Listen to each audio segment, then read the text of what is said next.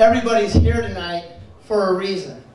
I don't need to get up here and tell you guys about medical marijuana or medical cannabis because you already know. That's why we're here. We're having this conversation because we know the way we are operating as a society is wrong.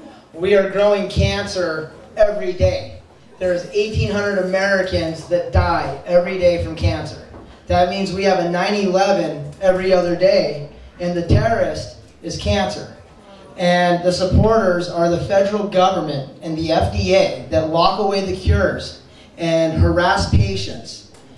Last year when Cashy was diagnosed with cancer, 4 days later I was sitting in the courthouse with the drug task force, and they told me they were going to kick down my front door the first chance they got.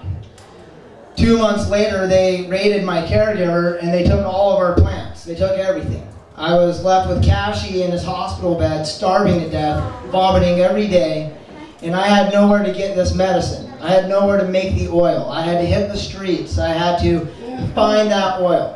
When you watch the story and you'll see that Cashy starved for 40 days, it wasn't because I stood there and just watched him suffer for 40 days having oil to give him. It's because I didn't have oil to give him. The family and I have put down over 4,000 miles in the last 60 days driving from state to state trying to find the best oil available to try and fight this cancer. Unfortunately, I wasn't able to get enough. I kept running out. I wasn't able to get that level up. The question is how many milligrams per milliliter of THC and CBD will cure cancer? And I don't have that answer yet. And the people that could have that answer, they're not allowed to come up with that answer because the feds won't let them. And they threaten them the same way they threatened me last year, and it's not right. Dr. Ethan Russo is the guy that discovered the endocannabinoid system existed. He's a neuroscientist.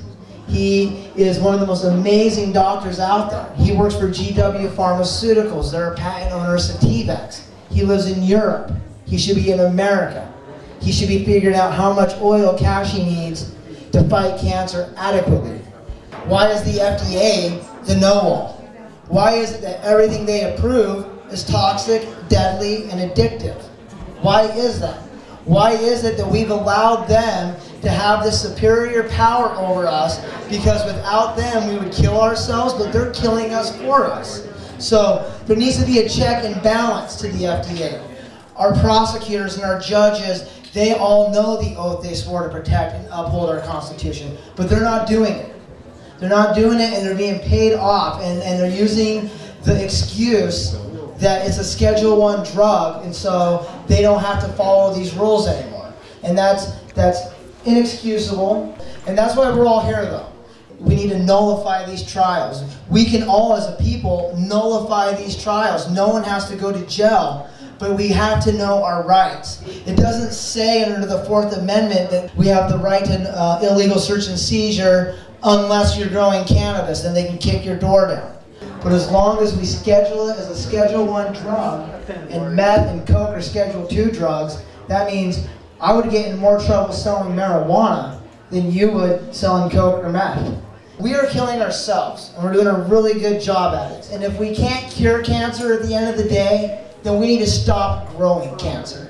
We need to stop consuming the stuff that is proven to grow cancer. We need to quit supporting the industries that pollute our waters and destroy our environment.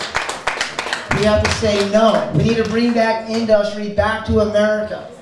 Let's grow hemp, because if we grew hemp, we wouldn't have to have all this other stuff out there that's causing cancer. So we can fight cancer all day long, every day, with the legalization of cannabis and hemp. And we can have the most awesome industry. This could be a hemp turntable. I could be wearing nothing but hemp right now, a hemp microphone.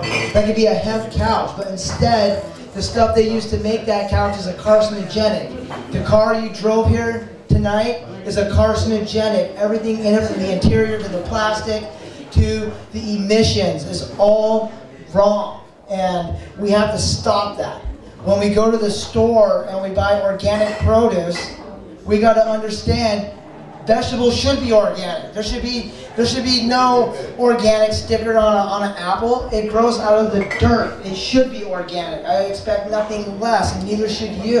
And so what we're going to do as a community and as a society and as people, we're coming together because we're saying, hey, I'm tired of feeling sick. I'm tired of being a criminal. That is the conversation we need to bring it to. We need to quit talking about all the benefits from glaucoma to this to that. We know it's there. You can't disprove it.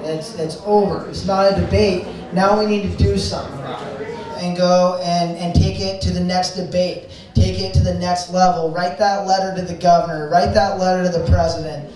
Join any collective you see protesting someone that's getting arrested. And cannabis will be legal because we all say it will be legal. And we, the people, are making that demand for the change that we all deserve. And I just want to thank all of you for coming out here, supporting our family. I would love for you guys to check out the Cash Hyde Foundation. It's the foundation we put together.